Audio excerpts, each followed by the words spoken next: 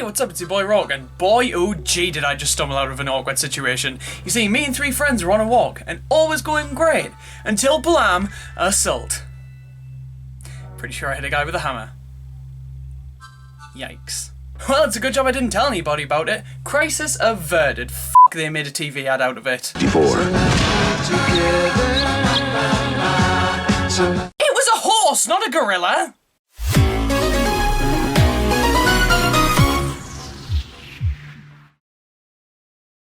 Super Smash Bros. You heard of it? I fucking hope so. The birth of the fighting game series, the brainchild of Masahiro Sakurai, the celebration of Nintendo to end all celebrations of Nintendo, released on the Nintendo 64 on November 19th, 1999 here in the UK. Now this shocking revelation I'm about to drop on you was not meant for the faint of heart, so remove all children and all grandparents from the room before I tell you. Super Smash Bros. Was a massive success. Oh god, oh f***, the world is dying! Now I know, you've probably heard so many people go on and maybe even on about the development of this game. My local butcher can't get enough of telling people about it. But I'm talking about Super Smash Bros. Here, it's kind of a necessity. Initially developed as Dragon King the fighting game, the game starred polygons, and a whole lot of them. Young HAL Laboratory employees Masahiro Sakurai and Satoru Iwata developed a prototype of the game featuring Nintendo characters, without Nintendo's permission. Surely a recipe for disaster. Sakurai strongly believed that a lot of the appeal of the game would come from being able to play as an iconic cast of Nintendo All-Stars, and after presenting the prototype to Nintendo, they agreed. The project got greenlit, and about a year later, Super Smash Bros. Was spat out onto store shelves. Now my personal history with the Smash series started with the sequel, so for the longest time, this was the only game in the series that eluded me. I played every other game pretty extensively, so I'm excited to see how the series all began with Super Smash Bros. On the Nintendo 64. My oh my, what an intro. The defining moment of the franchise and immediate proof that the concept of Super Smash Bros. Was nothing to sneeze at. While there's definitely an argument to be made that forthcoming intros eclipse this one, I would take a bullet for Brawl's intro. The one in Smash 64 is absolutely sublime. This thing presents the idea of the characters being toys, an idea that stuck with the series for the entirety of 2 games. In Melee they were trophies rather than toys to make it seem less like a puppet show, and while trophies do return in later games, most notably the Subspace Emissary in Brawl, in any game after Melee the trophies and the fighters feel very separate, but in Smash 64, there's no getting around it, these f***ers are toys. This feels like a way for Nintendo to look at game rating boards and say, what do you mean a grown man is kicking the shit out of a child? It's just a kid playing with this Nintendo plushes, please don't sue us. He has a few Mario characters, some Pokemon, pretty reasonable stuff. But let me tell you, I'm still trying to get my hands on Captain Falcon and Ness plushes, my collection won't be complete without them. How the f*** did he do it? The roster in this game is a whopping 12 characters big, and comparing that to what we have today, this is adorable. The 12 characters in this game would return in every single game following it, and if you ask me, we have some pretty decent picks here. First up, we have Mario, the Nintendo character. You couldn't have a Nintendo fighting game without Mario. To all of you Kiddy Kong fans out there, I know it's hard to hear, but he was never gonna make the cut. Donkey Kong, also something of a no-brainer. He was one of Nintendo's first successful characters, he was pretty much neck and neck with Mario in terms of recognizability at the time, he makes perfect sense. Link, a similar situation to Donkey Kong, and being the only sword character made him pretty damn unique. If only we knew. Samus. I've always liked Samus in Smash. Metroid has always struggled as a series, so to see her being represented in every single Smash game makes me happy. Yoshi.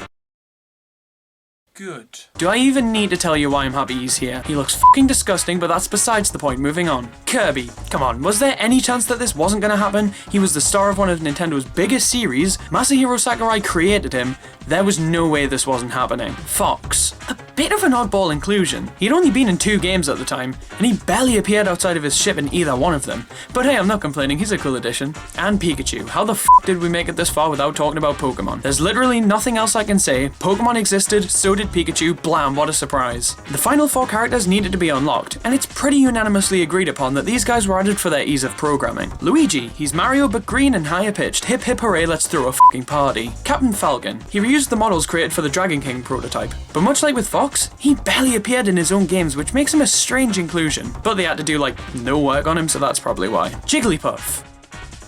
She's a fucking circle. Many point to the Pokemon TV show, which was way a thing when this game released. She was in a few episodes and drew funny fucking faces on people when they were asleep. Obviously she was the best pick for a fighting game. It's also believed that she had a much bigger presence in Japan compared to the rest of the world. But I mean, come on, she's a fucking circle. Man, I've seen pieces of bread more complicated than Jigglypuff. And finally, Ness. I don't know about this one. He doesn't seem to reuse anything from any character. His model and moveset are completely unique, so he doesn't seem like he would have been any easier to program. But he's the most unique character in the game by a long shot, so I love his inclusion. I can't use him to save my life, but as an asthmatic, I could say the same about my inhalers. Oh fuck, I thought I was playing as Ness. That's the roster, and overall, I'd say it's pretty solid. It's fucking tiny, but sometimes less is more. There's less characters, so there's more of a chance that I don't fucking despise them. Take notes. Onto the gameplay of Smash 64 and... It's certainly gameplay, there's no doubt about that. Pardon me, I'm just not wholly used to how this game plays. It has that first game in the franchise spunk and residue in spades, and it definitely takes a while to fully get on board with the feel of this game, especially when you have to play with this honking thing. Yikes. But hey, if you're a fan of breeding and do the deed with this controller, then you can say hello to 4-player local multiplayer. Arguably the single feature that made this game as successful as it was. That. I'm sorry, but if I have 3 friends over to play Smash Bros, this game is not even on the table, it's in a different fucking room. The game is a bit too clunky to justify playing with friends over the rest of the series, and even if that wasn't the case, not many people want to play a fighting game with a spider. So if you're too much of a bitch to play this game with other people, then you might as well take a look at all the modes the game has to offer. Obviously the main attraction here is Versus mode, and if you ask me, the optimum way to play in this game is with 3 CPUs and 0 integrity. In the Smash games that actually, you know, play well, you'll find me dead in the ground before I play with items on. But in Smash 64, get those fuckers in here, baby. Samus, get ready to eat shit. You know, I could really go for an alibi right about now. The controller was around my neck! The game's definitely a lot more floaty than the rest of the series, and I don't mean brawl floaty, I mean the game chokes on every single one of your inputs floaty. I know, this probably comes down to playing on original hardware, but I don't care, I'm still gonna whine about it. Playing this game never really felt the greatest. I mean, it works. That's about all I can say about it. This definitely isn't a Smash game you can really get good at. I think most people who tried gave up and became monks. But with items on and more than 2 players, the game becomes way past tolerable. It can actually be fun. There's definitely an element of fuck in there. It feels like you're playing as a cheese grater most of the time. But if you don't take it too seriously, it can be a good time. I'm not very good at not taking it too seriously. I never want to see a fucking plumber ever again. Ordinarily, I probably wouldn't talk about the entire stage selection, but given that you need a microscope to see them all, yeah, why not? Peach's Castle. It's okay. It's more random geometry than Castle, and it also takes place above the castle. My shoulders have been waiting 15 seconds for this one. Sweet relief. Congo Jungle. I like this one. It's probably the most boring stage in terms of its layout, but I love the backdrop. It feels like I should be being serenaded, not shooting a fluffy pink gumball, which just makes playing on the stage that much funnier. Hyrule Castle. Well, this is certainly an improvement over Peach's, but it still isn't all too great. This one also feels like random shapes to the level, but I'll give it credit that it does have a fun cubbyhole and it also has fun bullshit. Planet Zebus is pretty alright, but people who can't grasp the concept of jumping are not welcome here, and the game makes fucking sure they know that. Mushroom Kingdom is one of the most thematically coherent levels in the game, which automatically makes it one of my go-tos. Playing on it's pretty fun too. I like to tell Donkey Kong to fuck off and then go down a pipe. It's a weekly ritual. Yoshi's Island. As your resident lover of all things this, I can definitively say that this level is way more story than Island. What with the super happy tree in the middle. There's also a cloud platform all the way over in Piss Off County, which is my favourite way to evade items and taxes. Dreamland's okay, but the tree can fuck right off. It blows you away constantly and it just hurts my feelings. But little does it know that I can blow back. Haha! Sector Z. Fellas, we found it. The best level in Super Smash Bros. 64. Also known as It's Good Enough. It can be pretty fun in 4-player matches, and pretty fucking irritating in one-on-ones, but no matter how many players there are, it will always be my goal to get to the ship's cannon. Damn it. And finally, we have Saffron City. By far the most polarizing level in the game for me. The gimmick of the Pokemon jumping out can be cool and terrifying. But man, I have a panic attack every time both feet aren't firmly on the stage. I don't think any other hole has made me fidget in my seat as much as this one. When you've had enough of beating the piss out of Luigi, why not mosey on down to the lonely player section with its wide variety of singular mode? This right here is proof that Super Smash Bros. Was not meant to be played alone.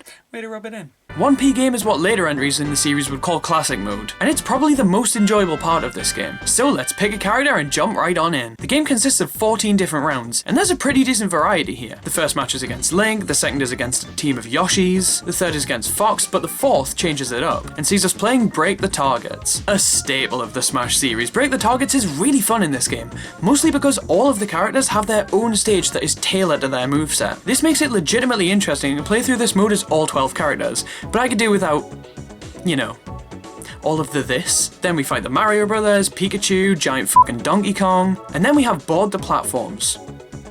Huh. I never really got this mode. Once again, every character has their own stage, but I don't know, I just never really found this mode to be all that interesting. That's code for I fucking blow at this mode. We fight Kirby Team, Samus, and Metal Mario. This right here is the reason the Mario Kart series has been infested with this skin disease of a character, and for that reason alone this fight can shove the N64 controller's middle prong where the sun doesn't shine. The last bonus mode here is Race to the Finish, and I actually enjoy this mode quite a bit. It makes you do the unthinkable and not fight in a fighting game. I just run past these guys who are there to stop me, and even though that's exactly what you're supposed to do, I feel like I'm being put on a list every time I do it. The final standard battle is against the Fighting Polygon team, and I swear to god if there isn't a band with that name then the past 22 years of the whole existence thing the world's been doing has been fucking wasted. And then we fight Master Hand, widely believed to be the representation of the child who owns all of these toys, and if my Luigi plush kicked me, I'd fight back too. Master Hand is the most relatable character in Nintendo's lineup. What a world we live in. And that's it, both in terms of what 1P game has to offer and what the entire game has to offer. Every single bout of this mode goes down with the exact same fights in the exact same order, which can make it get boring pretty quickly. It's not a bad mode by any means, but given that it's the only single player mode, it is a bit of a letdown. Wait, I stand corrected, there is a mode dedicated to character bios which does nothing more than tell me what the fuck a Ness is, and also that Donkey Kong is from Donkey Kong. I never would have known. They also straight up forgot about Pikachu's bio. Panic attack ensued, boom, an excerpt from the Pokédex, nobody will notice. Apart from the people who unlock the other Pokemon who has an actual bio.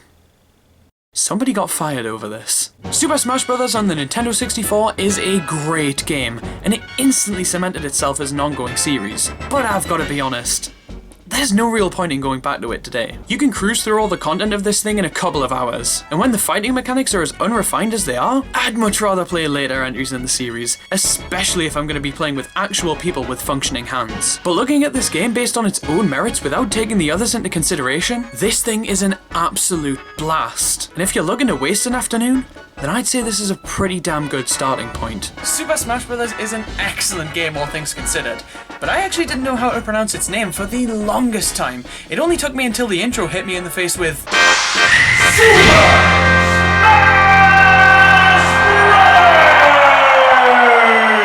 Bros. To realise that I was a fucking idiot. Maybe that has something to do with the fight that I got into.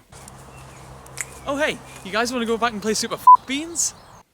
Yep, I deserve to be punched for that.